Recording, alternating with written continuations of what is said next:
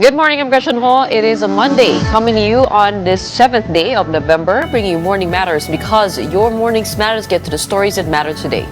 Protesting against corruption, various groups rallied for accountability in Metro Manila over the weekend.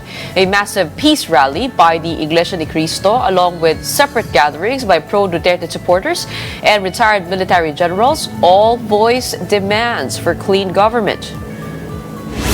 Former Ako Bicol Representative Zaldi Co has released a new video statement dragging President Bongbong Marcos and former House Speaker Martin Romualdez into corruption allegations. But the palace's response, the claims are baseless. And let's discuss the ongoing protests and the allegations by Zaldi Co with former presidential advisor Ronald Llamas later on in the program. Welcome to our program, Morning Matters, where we talk about the issues you need to know for the rest of your day. Now, first in the agenda, a wave of anti-corruption protests swept across Metro Manila over the weekend, starting with a massive peace rally by Iglesia ni Cristo, followed by separate demonstrations from pro-Duterte groups and retired military generals, all calling for accountability in government. Here's the report. Transparency, accountability, and justice. These are the main calls from the members of Iglesia ni Cristo gathered at the Carino Grandstand on Sunday as they opened their 3-day rally. Rain or shine, massive crowds filled the area. They are holding up placards with messages expressing frustration, saying that despite floods reaching rooftops, no one has been jailed. They claim ongoing investigations are nothing but drama, which is why they are calling for justice, not excuses. Ministers of Iglesia ni Cristo delivered messages but no names of political figures or personalities were released. INC spokesperson Edwin Zabala says non-members were welcome to join because their call for transparency and accountability is a constitutional right. Their appeal to the government: conduct an open and thorough investigation into alleged anomalies in flood control projects, hold those responsible accountable, and recover public funds allegedly lost to corruption. Hindi tayo sang-ayon sa revolusyon. Hindi tayo sang-ayon sa revolutionary government. Hindi tayo sang-ayon sa kudeta. Hindi tayo sang-ayon sa snap election. Hindi tayo sang-ayon sa paglalagay ng civilian military junta. Basta yung hakbang, magbubunga ng karahasan at kaguluhan, hindi tayo sang-ayon dyan. Ang gusto natin, lahat ng solusyon, lahat ng hakbang, dapat sumunod sa paraang legal at payapa. In a nearby area, pro-Duterte groups held their own protest at Liwasang Bonifacio, expressing support for INC's call for accountability, but directing their anger toward the Marcos administration, particularly officials linked to the alleged anomalous flood control projects. May hierarchy yan hanggang sa doon siya dumating sa top. Sino ba ang top? Kaya ang ma-issue is ang sinisigaw ay Marcos resign. Hindi kami naman pinaalis doon o ano.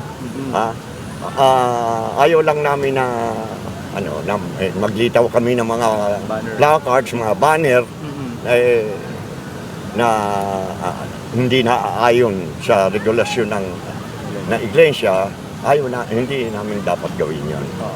Kaya kami, lumihis na lang kami. By evening, the pro-Duterte protesters marched towards the EDSA People Power Monument to join other demonstrators gathered there. Another crowd gathered elsewhere at the EDSA People Power Monument, where retired military generals joined the growing anti-corruption protest. Among those present was former Armed Forces of the Philippines Chief of Staff Hermogenes Esperon Jr. His call: corrupt officials should feel shame and step down. Masama itong korupsyon na nangyayari sa atin at ang dulot nito ay masama sa ating kabuhayan at ekonomiya. Interior Secretary John Vic Remulla yesterday said the rallies in Manila remained generally peaceful. Malacanang said President Bongbong Marcos is closely monitoring the ongoing 3-day rally organized by the Iglesia ni Cristo. During One News special coverage of the nationwide protests, Palace Press Officer Undersecretary Claire Castro assured the public that security preparations are sufficient. Handa naman ang ating kapulisan, handa ang ating gobyerno dahil alam naman natin na magkakaroon ng 3 araw na rally. So hindi naman ito pinabayaan ng PNP. Ang PNP, ang direktiba dyan, ay panatilihin ang kapayapaan at proteksyon ng ating mga kababayan. Monitor pa rin ang Pangulo within the vicinity ng Malacanang. So nakikita naman po niya ang galaw ng ating mga kababayan. Meanwhile, Castro addressed growing public frustration over the slow pace of investigations into flood control projects. She explained that the review process involves large volumes of documents and multiple ongoing investigations, all of which must be completed before further action can be taken.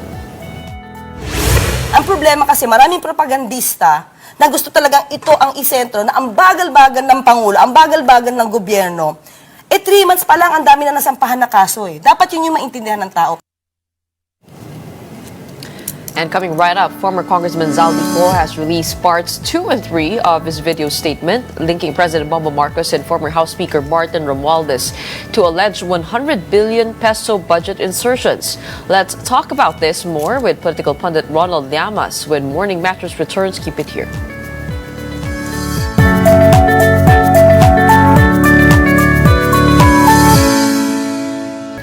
Good morning, I'm Gretchen Wan here in Morning Matters. We talk about the most pressing issues and give you the context behind the headlines.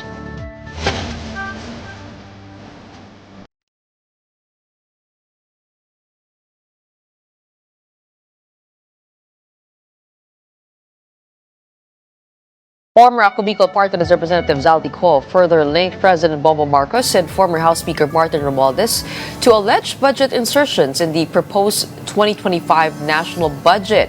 Here is a report. In the second part of his video statement, former Congressman Zaldi Co insisted that he did not receive any money from the alleged 100 billion peso insertion in the 2025 national budget. Co claimed that only President Bongbong Marcos and former House Speaker Martin Romualdez benefited from the funds. Wala pong perang napunta sa akin. Lahat po ng insertion napunta sa ating Pangulo at Speaker Martin Romualdez. Ako lang at ang aking mga tao, sila Paul Estrada, Mark Tiksay, at ang aking mga security ang nag-deliver papunta sa bahay nila Pangulong Bongbong Marcos at Speaker Martin Romualdez sa North Forbes Park, South Forbes Park, hanggang sa Malacanang.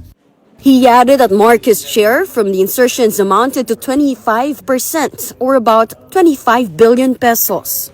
After po ng approval ng budget sa General Appropriations Act of 2025, nagtanong po ako sa DPWH kung magkano ang kailangan na ibigay sa Office of the President o ang SOP na bigayan.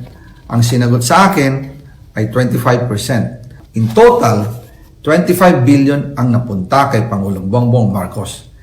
The former congressman urged both the Senate and the Office of the Ombudsman to thoroughly investigate the alleged budget insertion and substantiate his claims.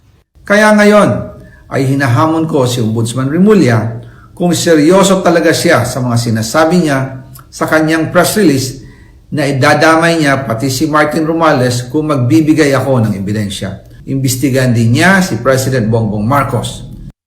In the third part of the video, Co further alleged that Romualdez threatened to kill him if he talked during a meeting in March 2025.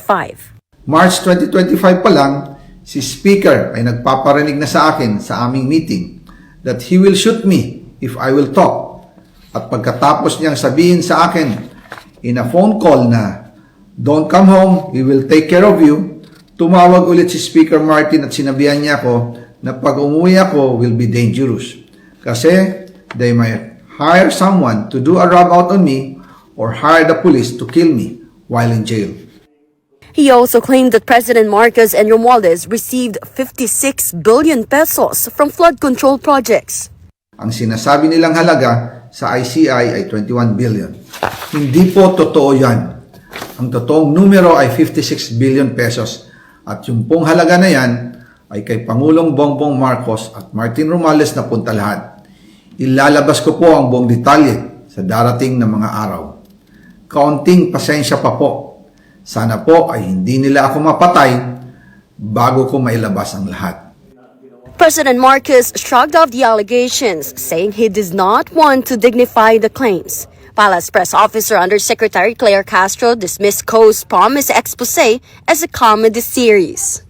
Dahil lumiliit na ang mundo ni Zaldico, kailangan niyang umiwas at iiwas ang sarili at mag-name drop kahit walang katibayan at laway lang ang puhunan. She emphasized that it was the president who initiated investigations into alleged anomalies, which have already uncovered several irregularities. Romualdez, for his part, maintained that his conscience is clear regarding the allegations. For News 5, I'm Marian Enriquez. We are One News. Joining us now on the show, we have political pundit Ronald Llamas joining us from another part of the world. Magandang umaga sa'yo. Anong oras dyan? Nasaan ka ngayon? Magandang umaga, Gretchen. Long time no see. Medyo advance lang ng isang oras dito. Isang oras lang. So, nasa Japan ka pa rin? Yes, pabalik sa na Europa. mamaya. Kala mo sa Europa? Hindi. Japan lang, nagbigay kami ng lecture tour ni Cielo Magno at saka ni Christian Esguerra at saka si Ronnie Holmes ng Pulse Akala Asia. namin na di na kayo uuwi. De, joke lang. Una-una, before we go to the statement or the parts 2 and 3 of the videos of Zaldico, unahin muna natin itong protest ng INC, ang kanilang rally for transparency for a better democracy. What are your thoughts on the turnout? The crowd estimates hover around more than 500,000 people. Well, yun ang target nila. 500,000. At mukhang naabot naman nila yan, basically. Pero before yung rally, parang ang lumalabas, ay ito ay bahagi ng isang destabilization laban sa gobyerno, laban sa presidente. Pero kahapon, mukhang umatras o nagbago ng posisyon yung INC. Ang sabi nga nila, tutol sila sa kahit anong attempt para pabagsakin ang gobyerno through destabilization, resignation, junta, etc. So, very compelling at saka defining yung statement nila kahapon. No? Katulad siya halos nung statement ng Catholic Bishops Conference of the Philippines, yung evangelical groups, etc.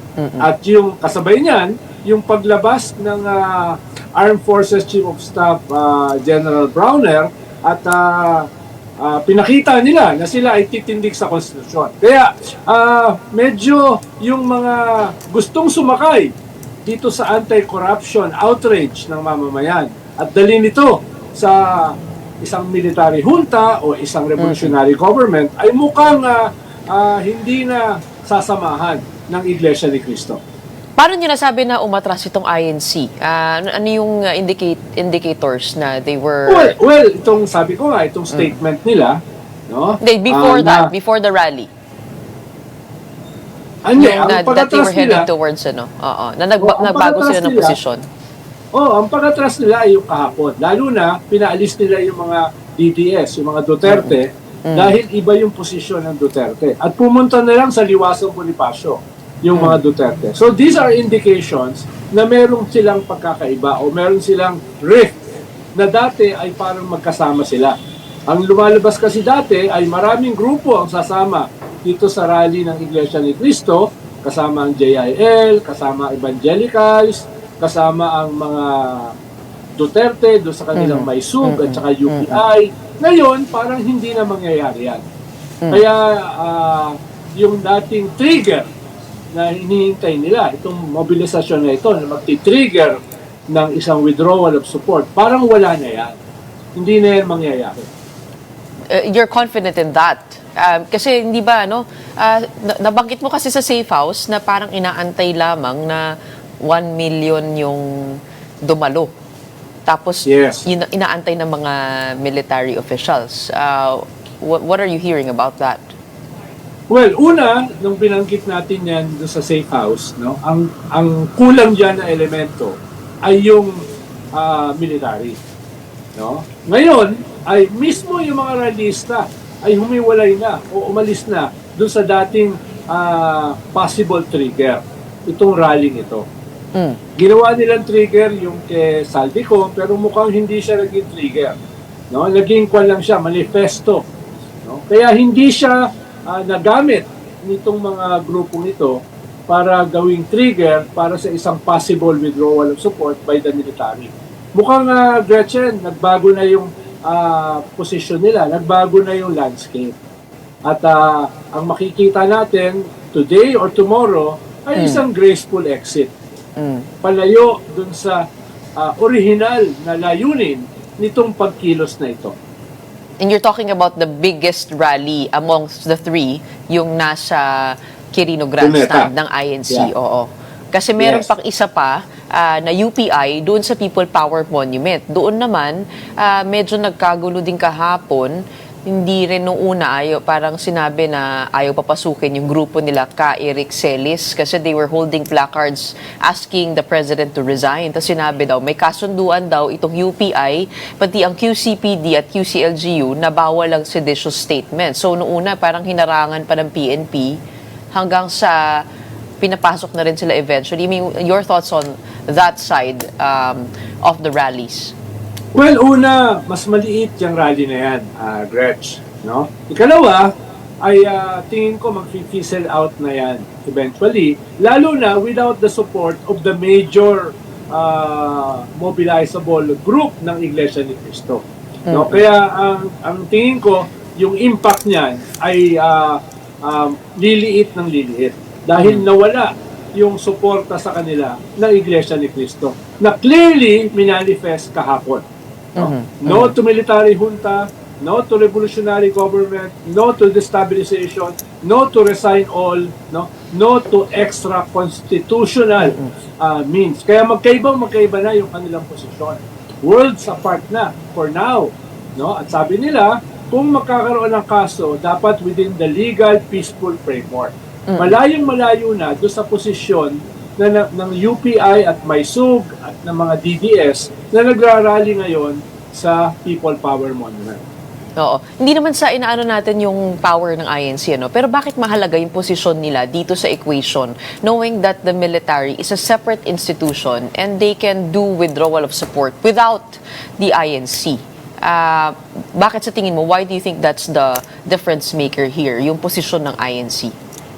Well, dahil kung sakali na may mga elemento sa military na gustong mag-withdraw ng support, hindi sila makakapag-withdraw ng support nang walang suporta ng malaking bahagi ng mga mamamayan.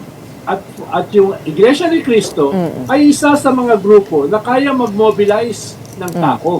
No? Hindi lang sa Manila, kundi nationwide. Kaya kung sakaling may nagpaplano ng withdrawal support, kailangan ng ganyang klaseng malaking puwersa nationwide para gamitin nilang dahilan para mag-withdraw ng support. Mahirap mag-withdraw ng support nang wala kang suporta sa tao.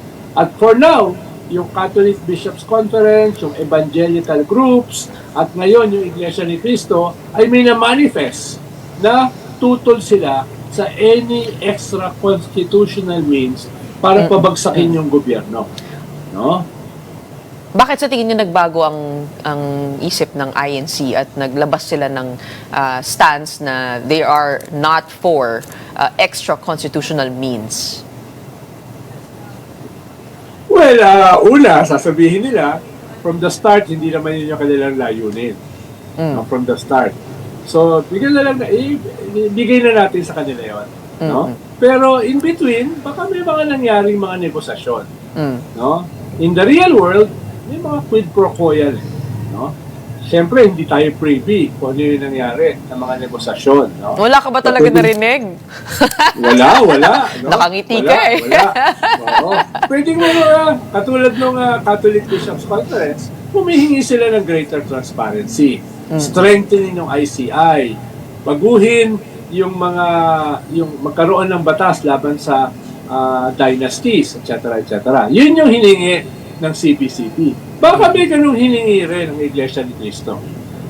Okay, kahapon doon sa aming special coverage ng protesta ay nagkasagutan si Yusek Claire Castro at saka si Maluti Kia, no? I mean, over, I guess, the whereabouts of Orly Gutesa. Your thoughts on, I mean, on the testimony of Orly Gutesa? Ito, naglabas na ng parts 2 and 3 si Zaldico. Pinatotohanan niya itong pagdadala ng pera sa Forbes at Malacanang daw ni Orly Gutesa. Alam natin, matagal ng debate yung kanyang notaryo, no, yung notarization niya. Pero hindi ba tingin nyo mas mabigat yung nilalaman ng kanyang salaysay dito sa Senado, and how it corroborates with the allegations, and also yung testimony naman ni Zaldico doon sa kanyang mga video?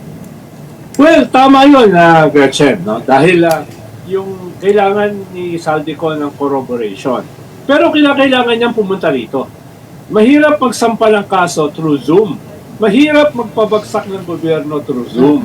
So kailangan pumunta siya rito at i-corroborate ni Gutesa yung kanyang sinasabi or iba pang mga tao. No? Kailangan ng corroboration na yan.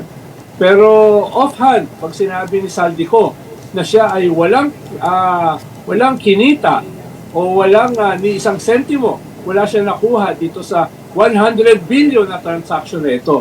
Parang humihina yung kanyang testimonya, no, etc. etc. So kailangan talaga niya ng corroboration. Yung sinasabi niyang resibo, mahirap yan ipakita through Zoom. Kailangan ilagay niya yan sa isang malinaw na affidavit, no? At yung pinag-awayan ni Claire Castro at saka ni political analyst Maluti Kia, parang insignificant na kung nasaan si Gutesa. Dahil nga, ang mahalaga ngayon ay yung testimony ni Zaldico ay magkaroon ng corroboration at saka ng affidavit. Is it really inconsequential yung usapin kung nasaan siya? Kasi yun nga, parang may insinuations kahapon that the state has Orly Gutesa and his family. At syempre yun nga, parang nagbibintangan ho sila kagabi. Napanood niyo ba yun? Well, hindi naman insignificant. Ang sinasabi ko lang, ang main na usapin ngayon si Zaldico. Okay. No? Tapos si Gutesa ay magiging corroboration yan o possible corroboration. No? Pero yung tingin ko lang, yung sino yung may hawak kay Gutesa, yung gobyerno ba o yung ibang grupo ay less significant na ngayon rather than before. Baka may nalalaman din kayo kung nasaan siya. Dahil testimony ni Zaldico. Baka may nalalaman din kayo. Ay, sigurado ko hindi ako yung nagtatago. Baka si Manny Mogato. No? Baka si Manny Mogato, tinatago niya. No? Okay, bukod doon sa sinabi niyang walang perang napunta sa akin, lahat kay PBBM at kay Martin Romualdez, pinakita rin ni Zaldico sa kanyang video ang mga litrato ng mga deliveries ng mga mali-maleta ng mga cash, no? With different dates, beginning as early as January 2024 at ang latest looks like May 2025.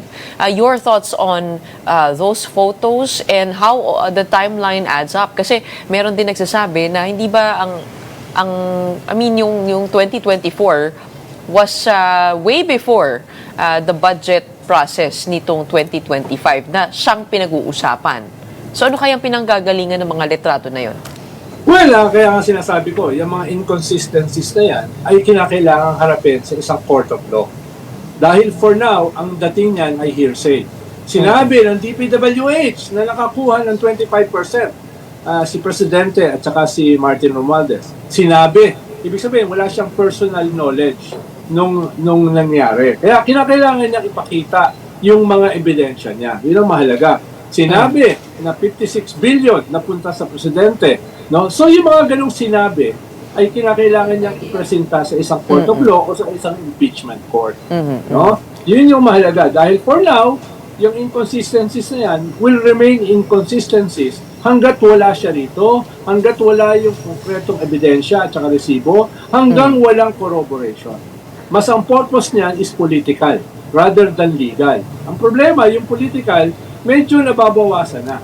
because of the inconsistencies of the testimony at dito sa posisyon nung kanilang major trigger, yung Iglesia ni Cristo, na umaatras na sa kanilang posisyon.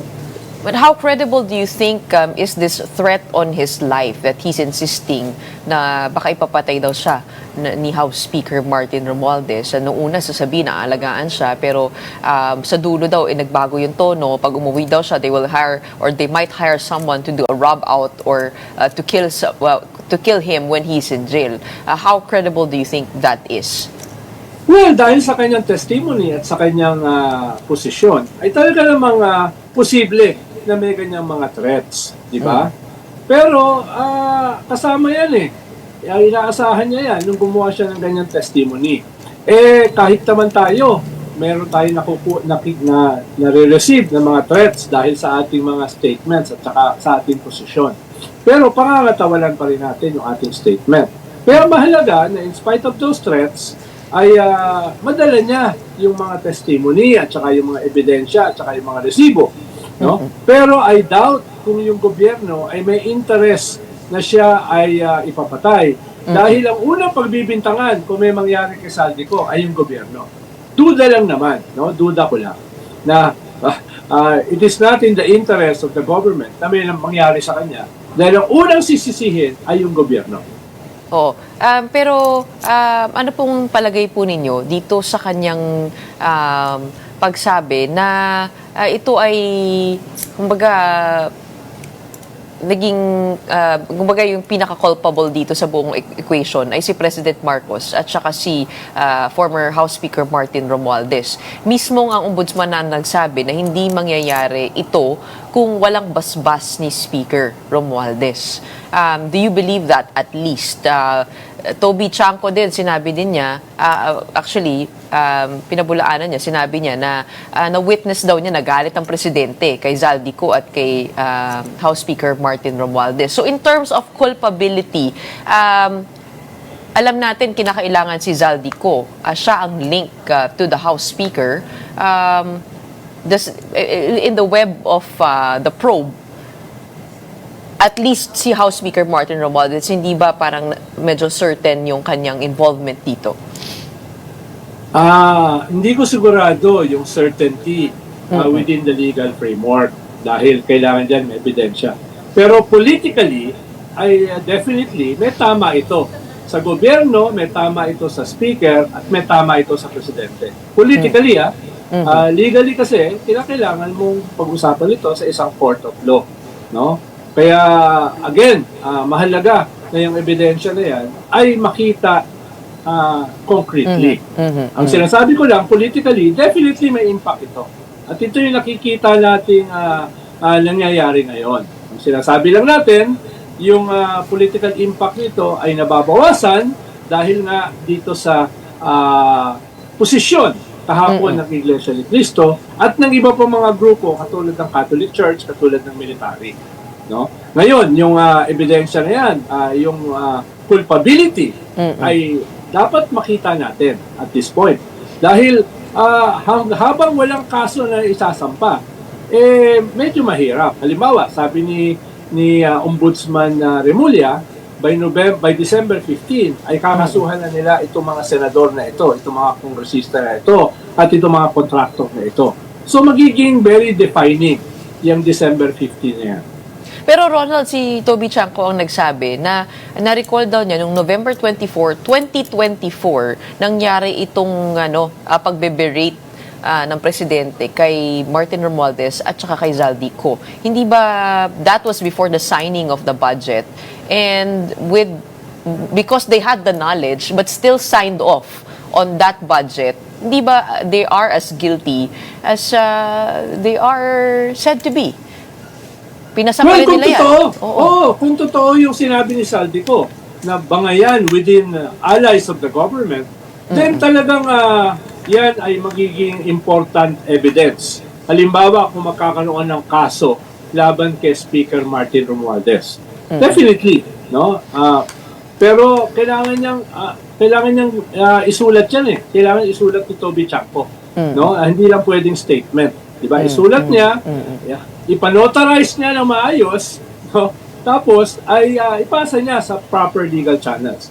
Pero offhand, tama ka, Gretchen, na nagpapakita yan ng culpability. No? At kailangan niyang sagutin yung mga banat na yan ni Congressman Toby Chanco. Hindi yan pwedeng pagpabla. Bilang panghuli, no, maraming nagsasabi na scripted daw o baka scripted ang testimony hindi naman testimony, ng video ni Zaldico. Sino kayang maaaring kakonsyaba niya dito? Well, definitely. No, definitely. Pero parang pangit yung pagkakascript nitong kanyang testimony. Lalong-lalo na sinabi niya na wala siyang nakuha ni isang sentimo dito sa transaction na ito. Medyo mas compelling sana, mas powerful sana kung sinabi niya na ako ay bahagi nito. Ito yung aking nakita, pero nakonsensya ako. No? At sinasabi ko ngayon ito. Pero kailangan niyang aminin na bahagi siya. No? Kung ako yung gagawa ng script. Kaya ang tingin ko, from my vantage point, pangit yung script. Pero bakit kaya hindi siya pinasalita ni Senator Lacson? I mean, kung matatandaan, di ba, parang i-entertain na siya via Zoom doon sa Blue Ribbon Committee hearing. Pero he got disinvited.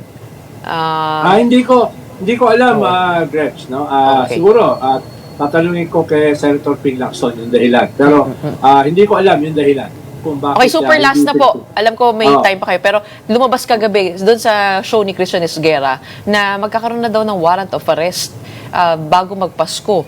December 15, 16. Ito nga si Senator Bong Revilla, Senator Jinggoy, Senator Nancy Binay, Joel Villanueva, Zaldico, Senator Cheese, DPWH, mga Diskaya. How do you think that would play out?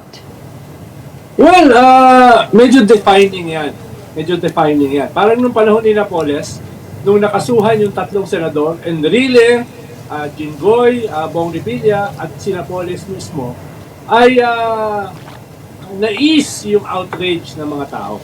No? Kaya ito, ang kaibahan, pag ito ay naisampa na, no, ay tingin ko ay simula pa lamang ito ng mahabang proseso ng pagkakaso. No? Kaya yun siguro yung kaibahan doon sa Napoles Times. Pero definitely that will be defining. Kung hindi nila magagawa yan, sasabog yan sa mukha ng presidente at ng gobyerno. Pero malamang may makukulong or magbe-bail? Well, kung ang kaso dyan ay plunder o kaya malversation with falsification of public documents, non-bailable yan. Okay, malalaman natin yan before the year ends for sure. Okay, maraming salamat sa iyo for your time today and your insights. As always, we have political pundit Ronald Llamas. Salamat din. Mag-ingat kayo dyan. Okay, when we return, let's check on the situation in EDSA where some groups are also holding their 3-day rally against corruption. Don't go away, Morning Matters will be back after a quick break.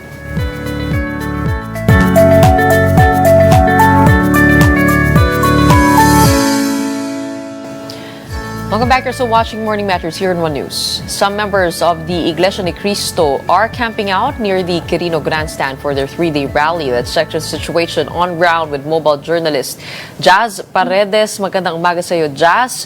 Kamusta? Gaano kadaming taong nandyan ngayon? Gretchen, sa ngayon mas marami pang dumadagsang tao ngayon dito sa Quirino Grandstand sa Maynila. Kanina naabutan natin ang karamihan na pwesto pa sa kanilang mga tent at sa kanilang mga makeshift na mga tinuluyan dito kaninang gabi at ngayon naman ay may mga dumadating din mula sa mga iba't ibang probinsya. Kagaya kanina, may nakausap tayong isang miyembro ng Iglesia ni Cristo na nanggaling pa sa Bicol Region at ngayon lamang nakarating dito at inaasahan niya raw na daragsapayan ngayong araw. Lalo na magsisimula ang programa bandang alas 9 ngayon. Gretchen. Nakausap mo ba ang mga tao dyan? I mean, how did they stay overnight? Marami bang natulog na lang dyan? O umuwi sila tapos bumalik? Karamihan sa mga nakausap natin, Gretchen, ang karamihan daw talaga sa kanila ay dito na nag-stay mula alas 10 ng gabi dahil nga para makasimula umaga ay nandito na sila, present nila para sa programa. Pero ang iba naman ay nag-uwian. Katunayan nga ay medyo nahirapang umuwi ang ilan sa kanila kanina dahil nagkaroon ng maraming dagsang tao sa LRT stations pa uwi. Pero karamihan daw talaga nag-stay na lang dito, Gretchen. Nakita natin yung iba, kanya-kanyang diskarte, may nag-set up ng mga banig, tent, at actually nag-set up din sila ng mga pansamantalang pananggalas sa ulan dahil bandang madaling araw hanggang 6 a.m. kanina, medyo paambon-ambon at medyo makulimlim ang panahon. Pero ngayon, diretso nakita nyo naman sa aking likuran, bumagaya lang, umuti ang panahon at medyo maaraw na dito sa Carino Grandstand. Okay. Wala bang program dyan ngayon? Anong oras magsisimula ang Ayon sa mga tagapagsalita? Ayon sa nakausap natin kanina, no, yung pinaka-break program daw nila ay magsisimula alas 7 ng umaga. Pero yung kanilang main event ayon daw sa tagubilin kahapon ay asahang magsisimula daw alas 3 ng hapon. Ano bang pagkakaiba ng protesta sa ngayon? Meron bang difference yung 3 araw na yan? Kaya nakastretch siya. Meron bang, kumbaga, parang iba-iba na mga speakers? May program ba na ipakita sa'yo? Sa ngayon, Gretchen, no, inaalam pa natin yan kung meron bang pagkakaiba o meron bang yung parte yung programa dito sa kanilang 3-day peaceful rally. No? Pero ayon sa mga nakausap natin kanina, patuloy pa rin daw ang kanilang panawagan, ang transparency for a better democracy. At kanina nga yung mga nakita nating releasta, ito rin yung mga placard na hinahawakan nila kanina. Pero sa ngayon, ay aalamin pa natin yan, Gretchen, at babalitaan natin sila kung yung kanilang pinaka-programa ngayong araw. Kahapon, malinaw na sinabi ng INC that they are not for extra constitutional ways of dealing with this flood control investigation and corruption. So ano ang sentimiento ng mga tao dyan? Ano ang kanilang panawagan? Kasi no, ang panawagan talaga nila ay mapanagot itong mga sangkot sa flood control project. Katulad na lang ng isa sa mga notable speakers natin dito na dumating ay si Senator Rodante Marcoleta, na kung saan binigyang diin niya nga yung sa kanyang speech kahapon, yung halos 1 trilyong piso na nakalumbat sa kaban ng bayan. At ayon pa nga sa kanyang speech, sinabi niya na ipinagsasawalang bahala ng gobyerno itong laki na pinakamalaking korupsyon sa kasaysayan. At kaya naman isa rin, nakikisa siya sa panawagan ng Iglesia ni Cristo na transparency for a better democracy. Okay, pero kahapon nakita nga natin si Senator Marcoleta. Ngayong araw na ito, sinong aasahan na kilalang personalidad na darating dyan sa Quirino? Sa ngayon, Gretchen, na inaalam pa natin yan. Nagtatanong tayo sa mga organizers at sa pamula ng Iglesia ni Cristo. Ngunit sa ngayon, ay hindi pa rin sila magbibigay ng eksaktong impormasyon kung sino-sino ang dadalo. Ngunit sisiguruhin natin yan kung sino man ang darating sa programa ngayong araw. Oo. May estimate ka ba ng crowd? Mula sa kahapon, if you compare, what's the difference?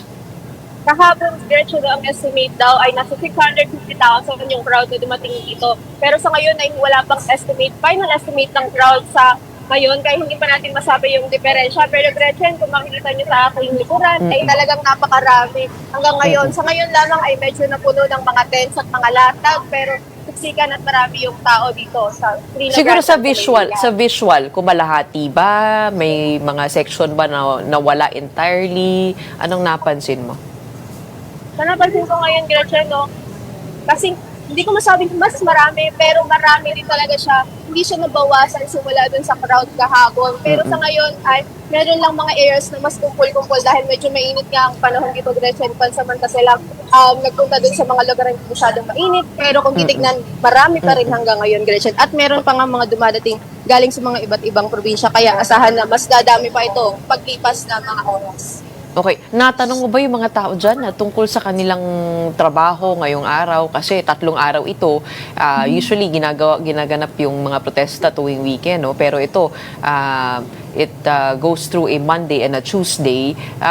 Did you talk about that with them? And anong kanilang paninindigan dito? At may handa ba sila na may to skip 2 days of work for their goals? At ano yung layunin nila sa pagpunta nila dito sa rally? Tama ka dun, Gretchen. Actually, yung kanina yung nakausap natin from Bicol Region, tinanong natin siya kung paano ba yung naging sistema niya pagpunta dito dahil nga malayo yung kanyang pinanggalingan at 2 araw pa siya lang mag-i-stay dito for the 3-day peaceful rally. At ayon sa kanila, talagang nag-dedicate sila ng mga leave para lang makadalo dito. At yung iba, may mga trabaho, may mga nagtito talaga sila sa kanyang mga kumpanya ahead pa sa months ahead or weeks ahead pa lamang para in preparation dito. Pero dahil nga ito ay kanilang pinaninindigan, yung kontra-katiwalaan na rally, ay patuloy yung kanilang pakikisa nga na transparency for a better democracy at kanina nga nilang palawagan ay panagutin itong mga sangkot sa flood control projects na ito, Gretchen. Okay, kahapon, naalala ko din, no, may isang parte ng programa dyan na parang pinaalis yung PNP doon sa may entablado. Kasi sinabi nga na parang hindi naman daw sila manggugulo, kaya umalis sana sila kasi baka sila yung sabihan na nanggugulo. So, nasaan ngayon ang mga pulis? Sa ngayon, nakapalibot sila dito sa Lawakan Road, Gretchen, pero meron din tayo ilang pulisya na nakapalibot dito. Ngunit hindi na gaanong karami. Pero para masiguro yung safety and security dito sa peaceful rally na ito, ay marami pa rin nakapalibot na pulisya. Pero ang karamihan din sa kanila ay nakita natin doon sa Lawakan Road at nakapalibot dito sa Legal Park. At ngayon ay alamin pa natin kung ilan ba yung nakadeploy ngayong araw. Pero makikita pa rin natin yung police visibility dito sa peaceful rally. Pero dyan sa likod mo, di natin sila makikita dyan sa likod mo. Yan siya. Gretchen, sa ngayon wala tayong masyado makitang kapulisan dito sa gitna ng Quino Grandstand, no? Nakapalibot lang talaga sila dito sa area, pero dito sa bandang likuran natin, Wala na. pag-ikot-ikot natin kanina, wala tayong nakikitang mga kapulisan na nakadeploy sa gitna ng Quino Grandstand. Okay, bilang paghuli, no, wala ka ba nababalitaan na may sasali dyan mula dun sa iba pang rally, sa Liwasan at saka sa People Power Monument? Sa ngayon, Gretchen, inaalam pa natin yan ngayon at babalikan natin yan kung sino man yung mga sasama for the rally ngayong araw. Pero sa ngayon ay babalitaan natin kung sino ba yung mga kasama sa rally ngayong araw, Gretchen. Okay, aabangan namin yan, Jess, mula sa'yo, sa ibang mga programa natin. In the meantime, maraming salamat for giving us the latest from the INC rally over at the Quirino Grandstand. We have Mobile Journal Jas Paredes reporting to us from the ground. Meanwhile, groups are expected to return to the EDSA People Power Monument as the anti-corruption protest enters its second day. Let's take a look at the situation there with Mobile Journal Ray Vicente. Magandang umaga sa iyo. Kamusta naman dyan? Gaano karaming taong nasa EDSA?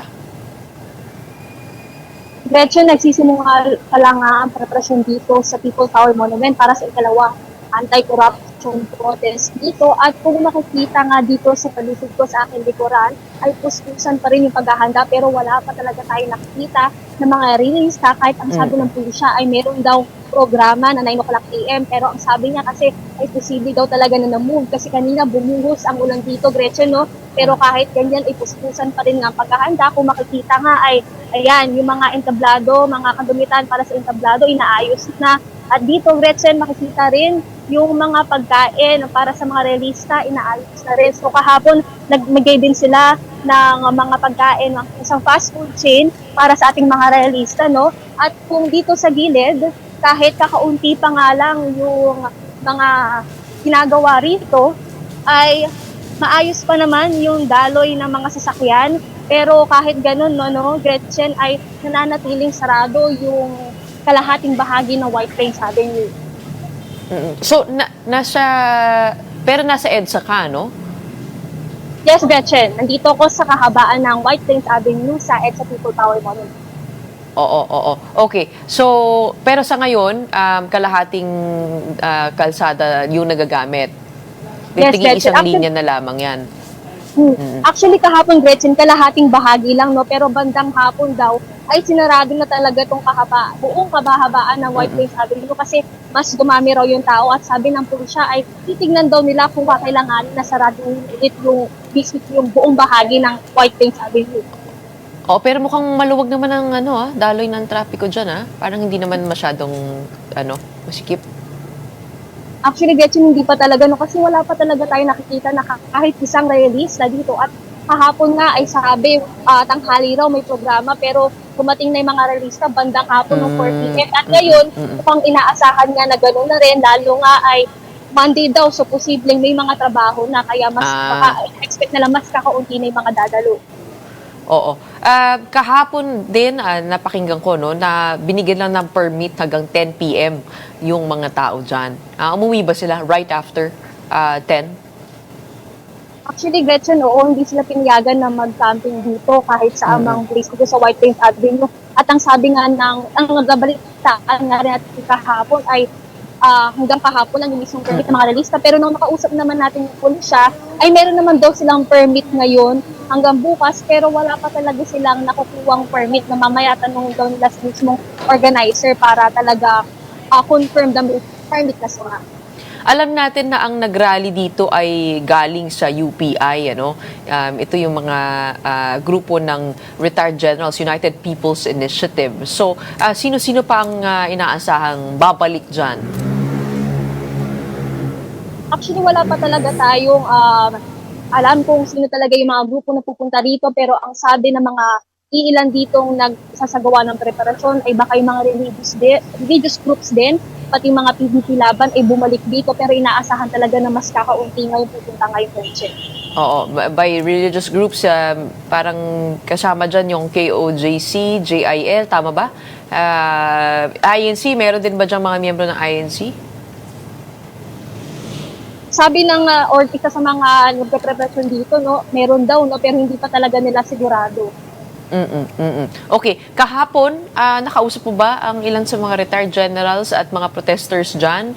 Ano ang kanilang panawagan naman mula dyan sa People Power Monument? Actually, kahapon, Gretchen, ay wala tayo rito, pero nung napanood natin, isa sa mga panayam ng retired generals, ayun nga talagang gusto nila na may managot laban nga sa korupsyon, no? Pero hindi naman nila ginugusto na magulo yung mangyari dito sa protest rally. Talagang ang gusto nila isang peaceful rally. Okay, anong advice mo sa mga motorists na dadaan dyan? Gretchen, kung maaari, maghanap na ng ibang lugar na dadaanan yung mga ating mga tao dito na dadalo. Kasi nga dito sa kabilang bahagi ng EDSA, hindi na talaga yung traffic na papunta dito sa EDSA People Power Monument. Although, ayan nga, maayos pa naman yung daloy ng trapiko dito sa White House Avenue, pero kung maaari, maghanap na ng ibang daan. Okay. Walang advice sa'yo tungkol sa program, nilalaman ng program? Sa ngayon, Gretchen, wala pa talaga, no, sabi nga 9 a.m. Pero ang sabi naman, may mga performances daw ulit, pero hindi pa talaga nagbababa ang pulisya ng mismong magiging daloy ng programa dahil wala pa yung mga organizers dito. Alright, abangan din namin ang detalye mula sa inyo dyan through the rest of the day. We have Mobile Journal Ray Vicente reporting to us live from the EDSA People Power Monument. Don't go away, we got more matters to discuss after a quick break. Keep it here on One News.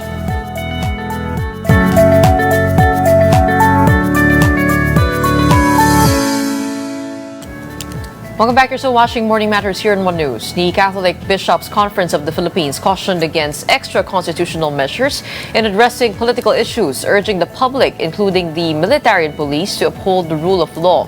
Cardinal Jose Advincola emphasized that emotions should not override reason during public gatherings and that loyalty must remain with the nation and its democratic principles rather than with any individual or self-serving agenda. He also underscored the critical role of the military and police in protecting the Constitution, ensuring national stability, and safeguarding democratic institutions. The CBCP further called for a moral and spiritual response to what it described as a deep ethical and spiritual crisis facing the country. Ombudsman Boying Remulla announced that arrest warrants will be issued on December 15 against several high-profile individuals linked to anomalous flood control projects. Remulla made the announcement in a podcast interview. Those named include Senators Chis Escudero, Jinggoy Estrada, and Joel Villanueva, former Senators Nancy Binay and Bong Revilla, former Special Envoy to China Maynard Mu, and former Ako Bicol Party List Representative Zaldi Ko. More than 20 congressmen, contractors such as Sara and Curly Discaya, and officials from the Department of Public Works and Highways are also included in the impending warrants. Remulla added that investigations are ongoing into other individuals implicated in the flood control issue, including Senator Sonny Angara, Senator Grace Poe, and Budget Secretary Amina Pangandaman. Vice President Sara Duterte paid her respects at the wake of Chief Presidential Legal Counsel Juan Ponce Enrile. Duterte recalled her memorable exchanges with Enrile during cabinet meetings, saying he always recognized her even when she repeatedly reintroduced herself. Enrile, who died at 101 due to pneumonia, will lie in state until November 18 and again on November 21. Lagi kong ino-introduce yung sarili ko, Sara Duterte, and he would say na, yes, of course, I know you. Naalala ko yung kanyang advice. Ang sinabi niya sa akin ay, you should start studying geopolitics and know it by heart. So, yun yung maalala ko na most memorable exchange naming dalawa. Senator Kiko Pangilinan pushed back at Senator Bato de la Rosa's claim that the opposition was posturing as righteous and anti-corruption following former lawmaker Zaldi Co's budget manipulation revelations.